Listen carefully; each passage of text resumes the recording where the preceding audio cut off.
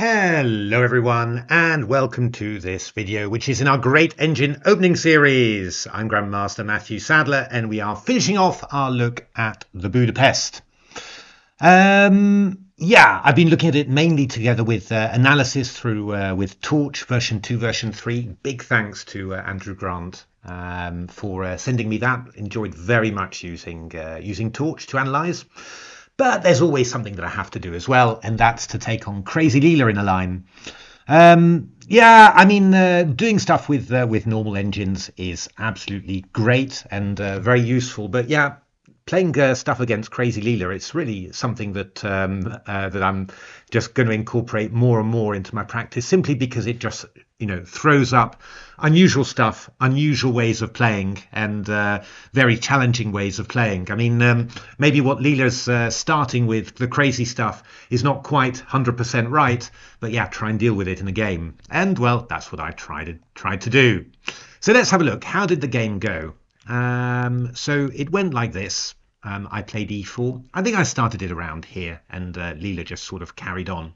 So we're getting the normal stuff here. Bishop c5, we've seen it already. Knight a4, bishop b4, and king f2. Looks strange, but I know that Torch supports me, so I'm pretty good. Yeah, I mean, White's just got this big space advantage, and we're just going to drive back the black pieces. And yeah, this king is not really exposed. Yeah, with the black king's knight on c6 rather than f6. Yeah, there's nothing to attack it, basically. So what did Leela do? Well, all the sensible engines were playing bishop e7 in order to develop with d6 later. Now, I mean, I was coming up with loads and loads of ideas, and I got the engines to analyze loads of them and play loads of games out. But yeah, what Leela came up with was pretty interesting. Played knight a6.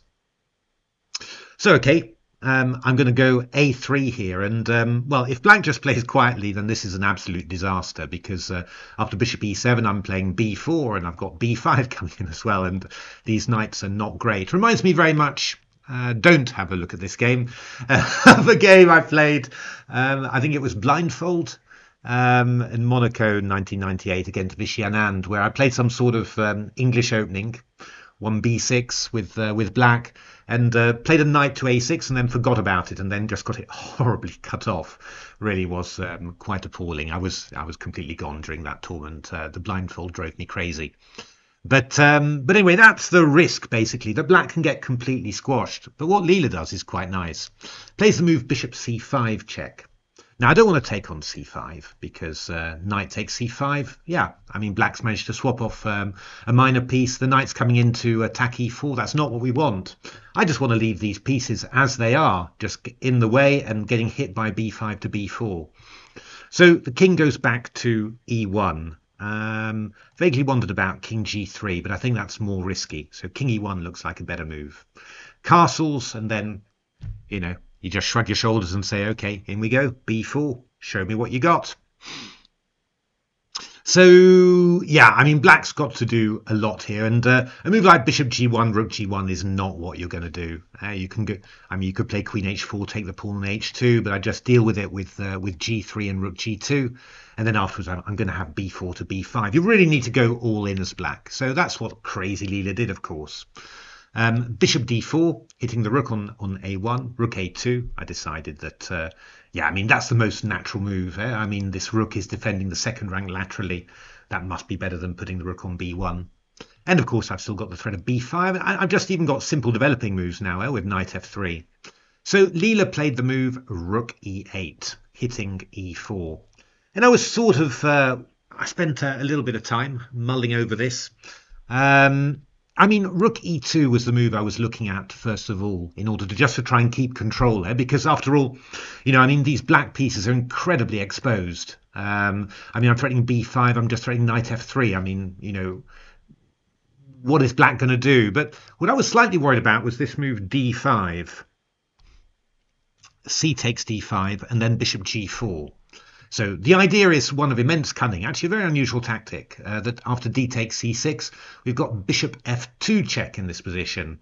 King f2, of course, drops the queen to queen d1, and unfortunately, rook takes f2 is queen d1 checkmate. So, yeah, I mean, So I was looking at knight f3 takes, and yeah, I just wasn't really sure about this at all. I thought it might possibly be very good for white, but I just wasn't sure at all. I mean, one idea I was getting slightly nervous about was b5 in this position, just hitting the knight.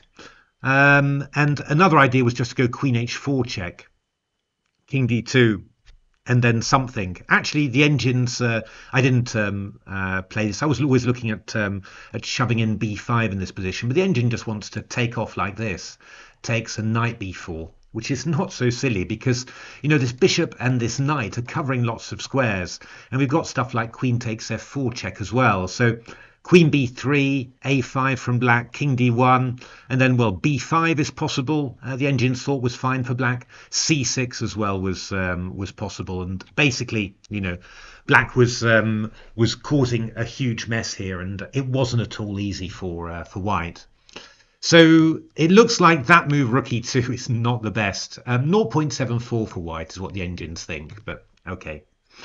I was brave. I played b5. And now d5 from Leela anyway.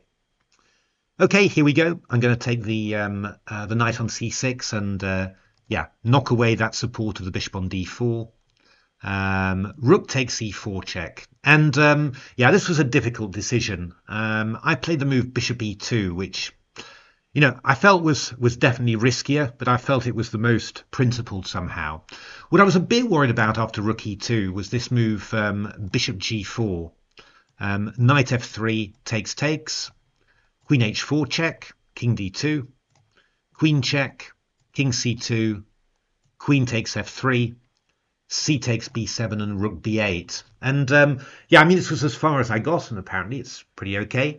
And I was just wondering whether I was just really overcomplicating matters by doing this. You know, it's one of those things, right? I mean, you sort of feel, well, you know, I should be aiming to exert control. And I just wondered here whether I was just making a total mess. You know, the problem is, you know, I take on here, you go check, I go check, you go queen g2, and then, yeah, I can't play a move like queen e2. So what am I going to do with bishop d2 or bishop e2? I think yeah, I mean, bishop e2 here, I'm sort of attacking this one, but he's sort of attacking this one as well. There's rook b7 coming in. My king's here. He's got checks and checks. I don't know. I didn't feel like I'd established control yet there. So, you know, the engines think that was probably the best line. In all fairness, though, Stockfish also plays my move as well, bishop e2. So, you know, I think both are actually quite reasonable. But rook e2 was maybe, yeah, in terms of exchanging off stuff, was maybe slightly better. I'm not 100% sure. Queen h4 check, g3 and queen f6 was Leela's response. And yeah, it's quite slightly irritating, this g3 move, because yeah, there's all sorts of little weaknesses around the light squares. So now when I play the knight to f3, then bishop h3 might come in. Now, I mean, rook d2 apparently is the best move for white. I don't really understand that very well, I have to say. I don't understand why this move should be the one. I think it's to do with the fact, it's more to do with the fact simply that that the engines don't like the move that I played, which was knight f3, after which it's at 0.00. It maybe just gives black the opportunity to develop with bishop g4 too early. I mean, if I were to go rook d2 and you know, you go bishop g4, I can just get the king out of the way like that, and you know,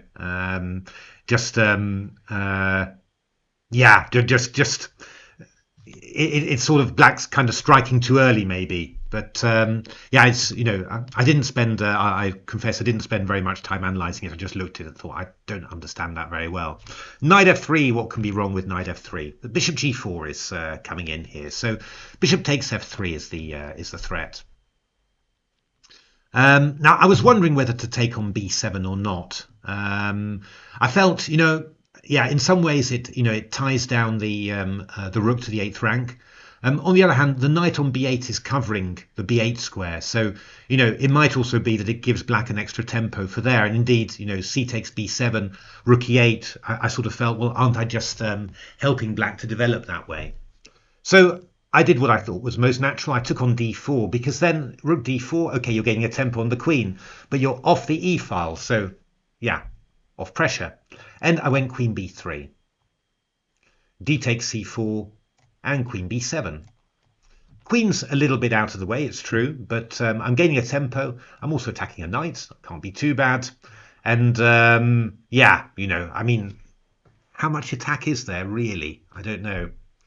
Black went rook e8, and here I started to get just a little bit nervous. It was I saw actually, you know, when I played my next move, I saw Black's next idea, but I sort of had the feeling, but surely not, right? That's not going to work, is it? Ah, surely not.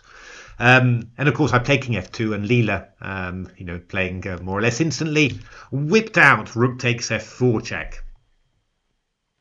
Yeah, so what's the point about this? Well, g takes f4 is bad news. Just queen h4 check. King g2, bishop h3, queen g4, queen g2. It's all curtains. It's all going to go horribly wrong there. But okay, I mean, I'm not going to do that, right? I've just got bishop f4. I'm a rook and a piece up here. Queen f4 check, queen d4 check, king e1, and queen d3. Yeah, I had actually seen this this far. But I just couldn't believe that, you know, that I wouldn't have some way to give up material. The first move that I really thought was going to be the one was queen a8 in this position. Brilliant. Absolutely brilliant. You can't go rook takes e2. And if rook takes a8, then bishop d3. I mean, this is just winning, right? But it's here that, to my slight dismay, I saw that queen e4 is possible. So defending the rook on e8 and attacking queen h1 check. Yeah, I can take, but I was a little bit nervous about this because the white position is quite kind of loose. You know, queen c6 will hit the knight on a4. I wasn't sure about it somehow, and you know, this pawn on c4 is giving an outpost on d3. So when the knight moves back after getting attacked by queen c6, there's going to be a black knight coming into d3. It didn't feel like, you know, all of a sudden I got cold feet about it. But I had another brilliant move, of course. I had the move bishop e5, just blocking here. And, well, this didn't seem too bad at all. You know, I'm kind of covering everything. And, I mean, at the same time, I'm threatening queen a6 takes c4 to come back to defend stuff at some stage, you know. So I was thinking, well, how bad is this going to be? But actually, this same move, queen e4, was quite unpleasant. Hitting the rook on h1 and now also attacking the bishop on e5. So I went rook f1 in this position, and now queen takes e5, and it's weird, really. I mean, you know, black's a rook down, and it's just sort of calmly picking up pieces, but still, yeah, there's some big threats which I can't really get out of. Rook f2 I was thinking about, but yeah, this quiet move queen e4 I was worried about. You know, just aiming for h1, and there's also b1 if my queen moves away. I don't know. I was just really nervous about it. So I decided I'd just play queen b2. Okay, I'm no longer attacking the knight on a6, but okay, you know, I mean, I'm bringing my pieces into play here, and you know, I'm still a rook up after all. Queen e6 played by black. I mean, it's amazing, right? I mean, black's played, you know, queen e4, queen e5, queen e6, but the engines still consider it to be about equal. I mean, the big problem is that, you know, black's king is very, very safe here. And, you know, black's threatening stuff like queen c6. And when my knight moves away from a4, for example, back to here, then the knight comes into c5, d3, and this king's in a lot of trouble. And just hard, really hard to, you know, to get free somehow and to find a good way of just escaping from black's threats. I mean, I played rook f2. I was sort of thinking, I'm going to try and escape around there. Still 0.00. So black played queen e4 here. But now I thought, well, okay, queen e4. Fine. Quite amazing sequence, yeah? We just going like that in such a sharp position, just making, you know, 3-4 moves with the queen. Very Karpovian doing something like that. But I thought, well, I'll go knight c3, and I'm going to get lots of tempi here because I get knight c3 back with tempo. Okay, you give a check, but I go rook f1 now with tempo, queen h2. Okay, you've picked up a pawn, but now I'm going to do something. but I couldn't really I couldn't really think of very much to do here. And yeah, I mean, black's picking up a lot of pawns, and this is actually quite an annoying move, queen g3, because we're attacking c3 as well. So I went king d1. I mean, I was kind of focused on trying to resolve some of these things, right? Just trying to do that, trying to force bishop e2, get my pieces out of the way, and then start coming forwards. But queen g2 was exceedingly nasty. We're still at 0.00. And threatening queen takes f1, and it's just sort of, yeah, you just feel like you're getting a bit squeezed here. But what I thought, I had a clever idea. I played king c1, and black played bishop e2, and now, haha, rook e1, you're pinned. So I sort of thought that I was gonna get out of this quite nicely, and okay, black's gonna get some more pawns, have some more checks. It's certainly not easy, but I'm gonna make it, right? Unfortunately, after queen takes g3 here, I played my move instantly, and rather regretted it, because I played rook takes c2, and Leela played rook takes c2, and I suddenly realised that well, if queen e2, there's queen takes c3 check, and if a knight takes e2, there's queen e1 check, picking up the knight. Damn it! Damn it! Damn it! Ah! In actual fact, queen e2, queen c3, it's not lost yet. It's just like 0.6, 0.7 for black, but I can still carry on. But yeah, I was, I don't know, the whole game had made me completely crazy by then, so I couldn't take it anymore. The best line actually is to go queen d2 in this position, which I'd vaguely seen, I think, but I thought that knight c5 was just terminal with knight b3 check coming in. I thought, well, that's one thing I want to avoid, right? But actually I can go rook e2, knight b3 check, and king b2, because obviously knight takes d2 allows rook e8. There's rook b8. And then queen e3 here, and amazingly enough, knight d4 check, king c1, knight e2 check, rook e2, and then I think queen d6 was the move, and the engines thought that this was about even. So many pawns and no mate for white. Crazy, totally, utterly bananas. I mean, absolutely amazing. I mean, it just goes to show, right, that you can analyze a line like this enormously, and yet give the engine something, and set it like Leela on a slightly crazier setting where it's going to be looking for all sorts of tactical chances, and it just finds something that that had completely escaped you until now. So that's why just preparing with Crazy Leela. I mean, I've said it loads of times. Keep on saying it. It's just unbelievable new resource. The Leela team have done a really amazing job there.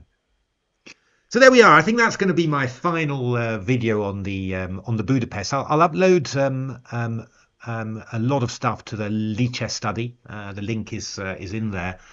And not only about this line actually, but I've got lots of analysis about all the other lines. So it's going to be virtually complete engine viewpoint on the whole Budapest basically. So hopefully that'll be quite useful. Yeah, for those who've asked, I will gradually try and backfill all the stuff from my chess base onto the Lichess study. Just been working so hard recently, proper work, that just haven't had time to do it, but that'll gradually take place more and more. But there we are. I hope you enjoyed the series. If you liked it, why not give a like, subscribe to the channel, tell your friends, try and get the number of subscriptions up. Have a look even at my new books, Silicon Road to Chess Improvement and Re-engineering the Chess Classics. Definitely worth it if you enjoy this sort of content. I think you'll definitely enjoy the books. And Silicon Road to Chess Improvement is also a Chessable course, which I think works really, really well, with the Chessable course there. But anyway, thanks very much for watching, and hope to see you at subsequent videos. Thanks for watching.